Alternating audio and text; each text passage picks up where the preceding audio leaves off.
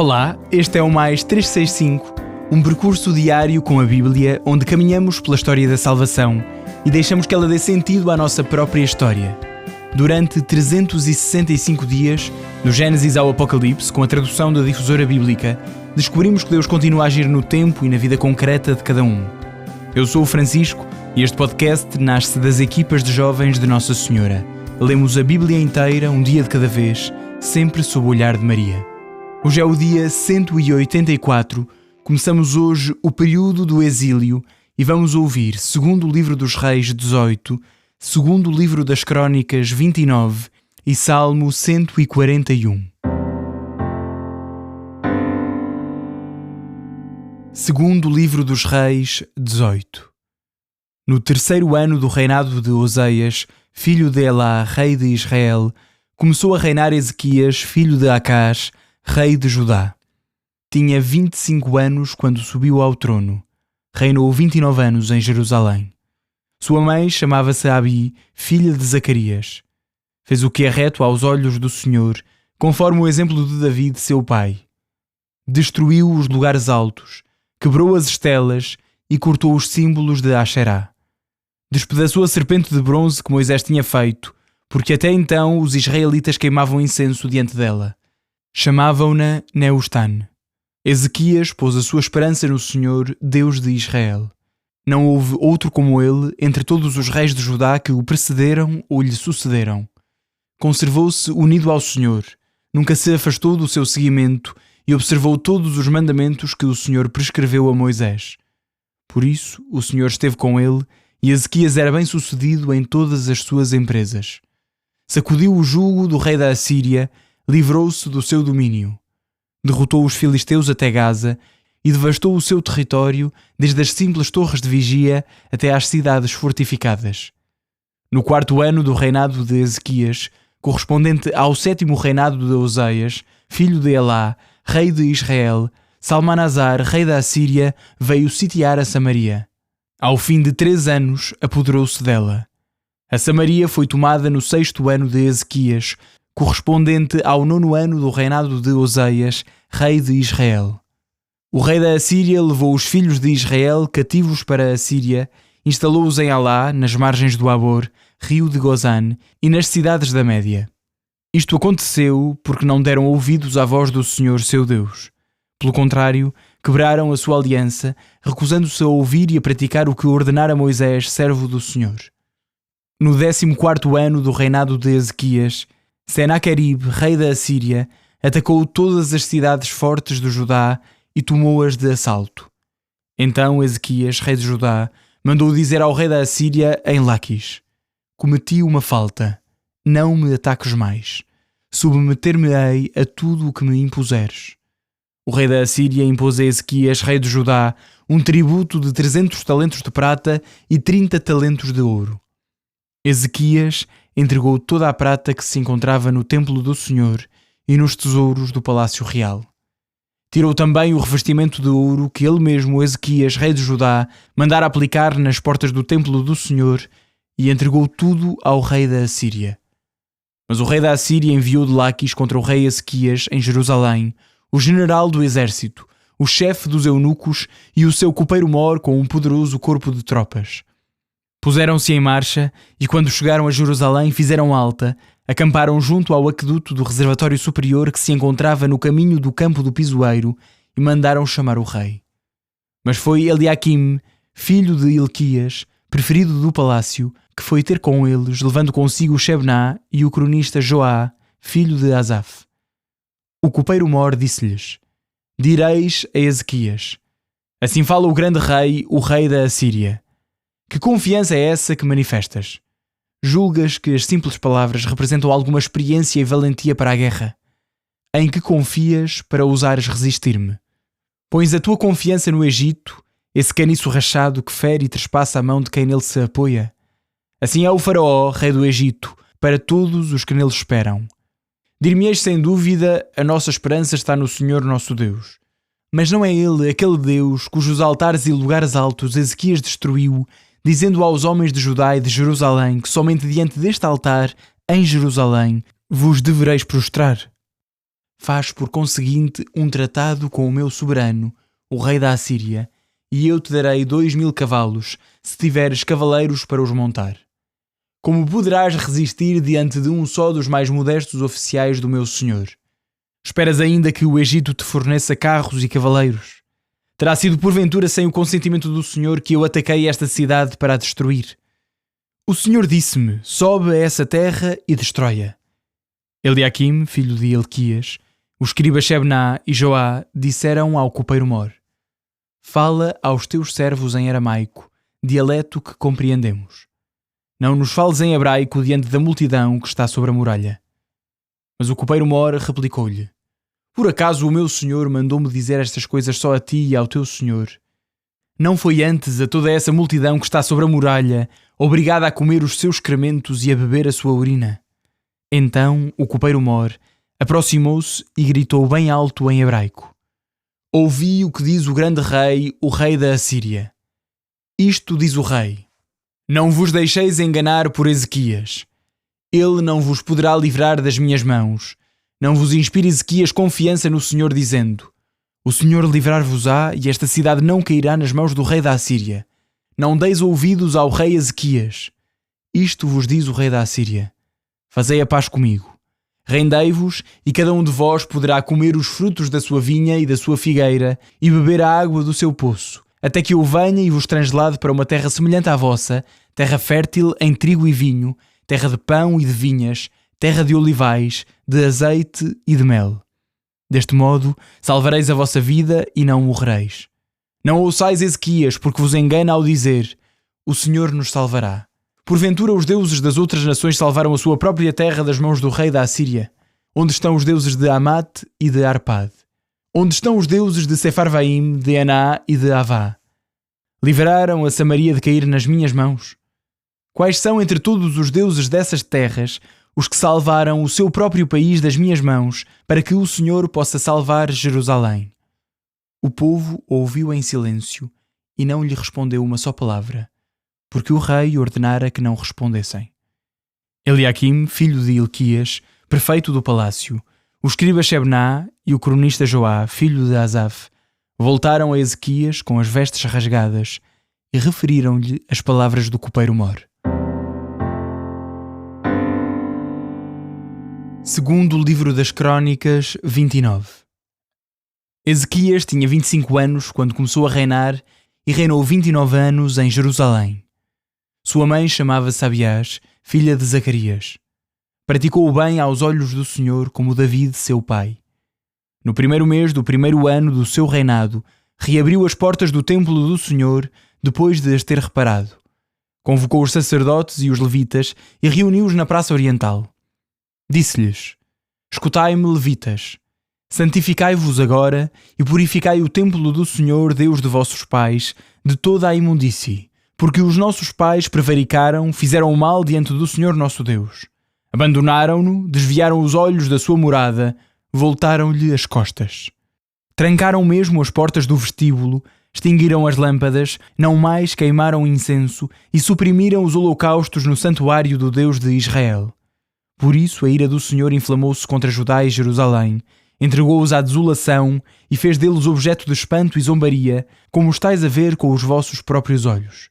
Eis que os nossos pais pereceram ao fio da espada, e as nossas filhas, os nossos filhos e as nossas mulheres estão no cativeiro por causa disso. Agora resolvi fazer uma aliança com o Senhor, Deus de Israel, para que nos poupe do ardor da sua ira. Ora, meus filhos, não sejais negligentes, porque foi a vós que o Senhor escolheu para que estivesseis diante dele, o servisseis e lhe oferecesseis incenso. Levantaram-se então os seguintes levitas: da linhagem de Queate, Maate, filho de Amassai, Joel, filho de Azarias; da linhagem de Merari, Quis, filho de Abdi, Azarias, filho de Jalalel; da linhagem dos Gersonitas, Joá, filho de Zimá, Eden, filho de Joá; da linhagem de Elisafane, Shimeri e Jeiel; da linhagem de Asaf, Zacarias e Matanias; da linhagem de Eman, Jael e Shimei; da linhagem de Jedutun, Shemaías e Uziel. Reuniram os seus irmãos e depois de se terem santificado, vieram por ordem do rei e conforme as palavras do Senhor purificar o templo. Os sacerdotes entraram no interior do templo do Senhor para o purificar e varreram do átrio do templo toda a imundície que encontraram. Depois os levitas juntaram-na e levaram-na para fora, para a torrente do Cedron. Foi no primeiro dia do primeiro mês que começaram esta purificação. No 8º dia desse mês, chegaram ao pórtico. Em 8 dias, o templo foi purificado. No 16º dia do mês, acabaram a obra começada. Dirigiram-se então à presença do rei Ezequias e disseram-lhe: Purificamos todo o templo do Senhor, o altar dos holocaustos com todos os seus utensílios, a mesa dos pães da oferenda com todos os seus utensílios. Todos os objetos que Acás tinha profanado durante o seu reinado, purificámo-los e pusemo-los diante do altar do Senhor. No dia seguinte, de manhã, o rei Ezequias reuniu os dignitários da cidade e subiu ao templo. Levaram 7 touros, 7 carneiros, 7 cordeiros e 7 bodes para um sacrifício expiatório pelo reino, pelo santuário e por Judá. O rei disse aos sacerdotes da linhagem de Arão que os oferecessem sobre o altar do Senhor. Os sacerdotes imolaram os touros, cujo sangue recolheram e derramaram sobre o altar. Depois imolaram os carneiros, espalharam o seu sangue sobre o altar e fizeram o mesmo com os cordeiros. Trouxeram então os bodes para um sacrifício expiatório à presença do rei e da multidão, e todos estenderam as mãos sobre eles. Os sacerdotes imolaram-nos e ofereceram o seu sangue sobre o altar, em expiação pelos pecados de todo o Israel, pois o rei ordenara que se oferecesse o holocausto e o sacrifício expiatório por todo o Israel. Colocou depois os levitas no templo do Senhor com símbolos, harpas e cítaras, segundo a ordem de David de Gad, o vidente do rei, e do profeta Natã, porque era uma ordem do Senhor dada pelos seus profetas. Os levitas ocuparam o seu lugar com os instrumentos de David e os sacerdotes com as trombetas. Ezequias mandou oferecer o holocausto sobre o altar. E no momento em que começava o holocausto, o canto do Senhor fez-se ouvir ao som das trombetas e dos instrumentos musicais de David, rei de Israel. Toda a assembleia estava prostrada, enquanto os cantores entoavam o cântico e faziam ressoar as trombetas até ao fim do holocausto. Terminado o holocausto, o rei e todos os que o cercavam dobraram os joelhos e prostraram-se. A seguir, o rei Ezequias e os chefes ordenaram aos levitas que cantassem um cântico ao Senhor, com as palavras de David e do vidente Asaf. Cantaram esse hino cheios de alegria e depois prostraram-se em adoração. Então Ezequias tomou a palavra e disse: Agora que tendes as vossas mãos cheias de ofertas para o Senhor, aproximai-vos e oferecei os sacrifícios de ação de graças no templo do Senhor. E toda a multidão ofereceu os seus sacrifícios de ação de graças, e os de coração generoso ofereciam holocaustos voluntários. Este foi o número dos holocaustos oferecidos pela multidão: 70 touros, 100 carneiros, 200 cordeiros. Tudo isto oferecido em holocausto ao Senhor. Consagraram, além disso, 600 bois e 3.000 ovelhas. Mas como os sacerdotes eram poucos e não bastavam para preparar as vítimas destinadas ao holocausto, os seus irmãos levitas ajudaram-nos até ao fim, até que os outros sacerdotes se purificassem. Porque os levitas tinham mostrado mais solicitude que os sacerdotes em se purificar. Ofereceram, além disso, holocaustos em abundância, com a gordura dos sacrifícios de comunhão e as libações para os holocaustos. Foi assim restabelecido o culto no templo do Senhor. Ezequias e o povo regozijaram-se por o Senhor ter disposto todo o povo a fazer tudo isto tão rapidamente. Salmo 141. Salmo de David. Por ti eu clamo, Senhor, vem depressa socorrer-me. Escuta a minha voz quando te invoco. Suba junto de ti a minha oração como incenso e as minhas mãos erguidas como oferenda da tarde. Senhor, põe uma sentinela de guarda à minha boca, defenda a porta dos meus lábios. Não me deixes escorregar para a maldade, nem praticar a iniquidade com os ímpios, nem tomar parte em seus lautos banquetes. Castigue-me o justo e repreenda-me com misericórdia, mas que o óleo do pecador nunca me perfume a cabeça. Não cessarei de orar contra os seus malefícios. Os seus chefes foram lançados contra o rochedo, mesmo ouvindo as minhas palavras verdadeiras. Como em terra que é cavada e lavrada, os seus ossos dispersos foram engolidos pelo abismo. Para ti, Senhor, se voltam os meus olhos. Em ti me refugio, não me abandones. Protege-me do laço que me estenderam, livra-me das intrigas dos que praticam o mal. Que os ímpios caiam nas suas próprias armadilhas e que eu possa passar ileso.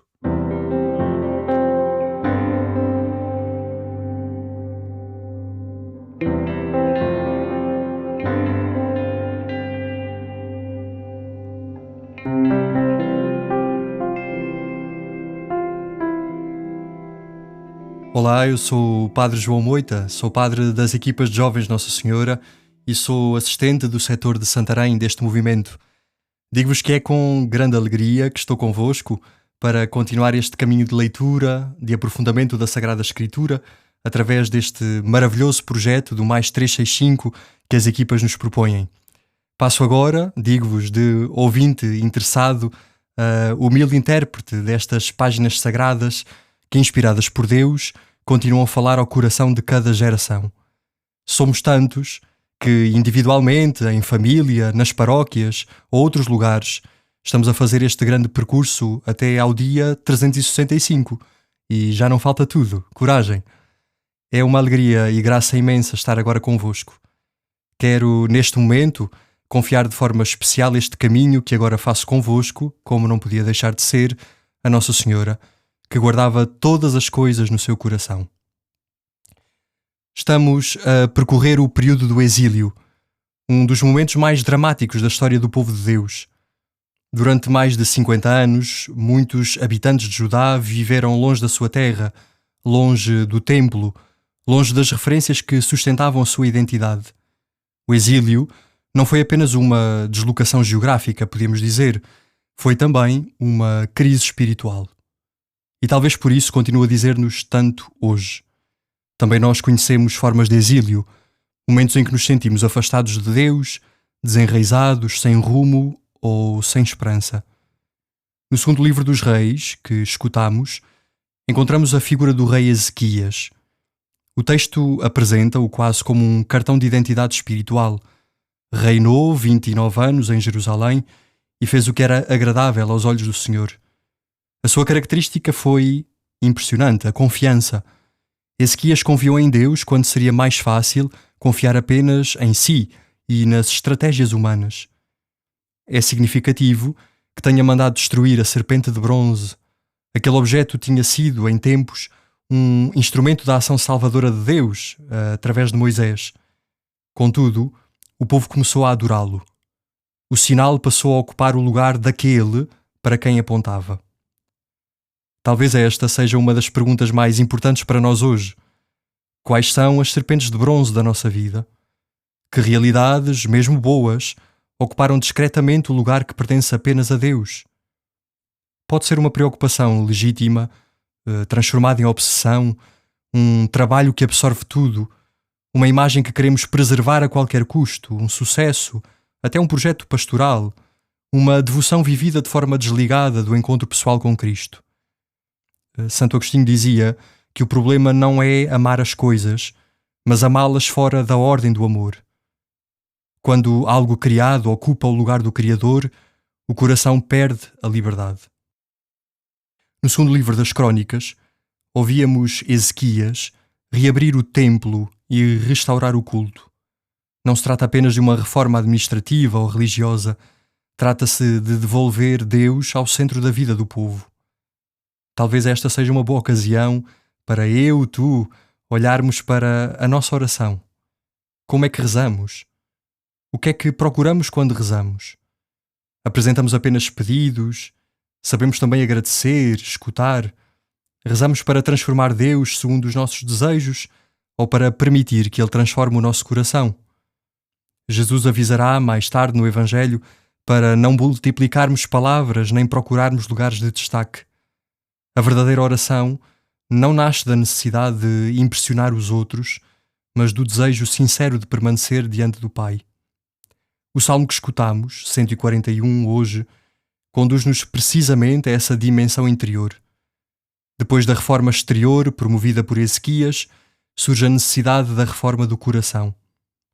O salmista pede: põe uma sentinela à minha boca, guarda a porta dos meus lábios. Vivemos numa época em que as palavras são abundantes e a reflexão é escassa. Comentamos rapidamente, julgamos facilmente, reagimos quase de forma instantânea. Talvez por isso esta oração seja tão atual. O verdadeiro campo de batalha espiritual continua a ser o coração humano. Recordo aqui uma expressão frequentemente repetida por São João Paulo II, o tal "não tenhais medo", e digo eu agora também a ti que me escutas: não tenhas medo de deixar Deus purificar o teu coração. Não tenhas medo de abandonar aquilo que te afasta dele. Não tenhas medo de reabrir o templo interior onde Deus deseja habitar. No final deste episódio, o primeiro que faço contigo, convido-te a rezar agora. Senhor nosso Deus, concede-nos a confiança de Ezequias, sobretudo quando a fidelidade exige coragem. Ajuda-nos a reconhecer as serpentes de bronze que ocupam o lugar que só a ti pertence. Reabre em nós o templo da oração e da intimidade contigo. Põe uma sentinela à nossa boca, guarda os nossos pensamentos e purifica as nossas intenções. Nossa Senhora, mulher fiel e vigilante, nos acompanhe neste caminho de conversão. Amém. Até amanhã, se Deus quiser, conto convosco.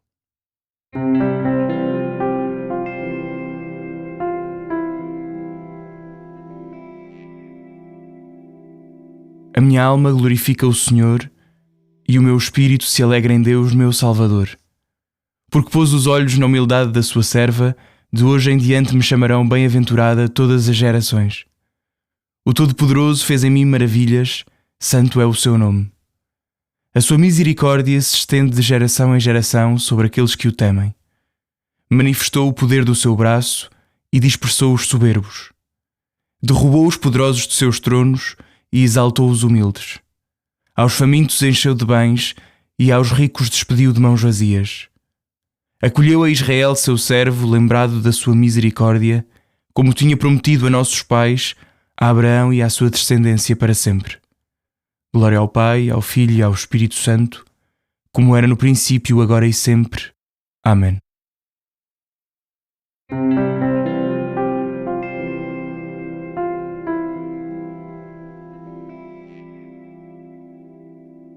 Final do dia 184. Começámos hoje o período do exílio.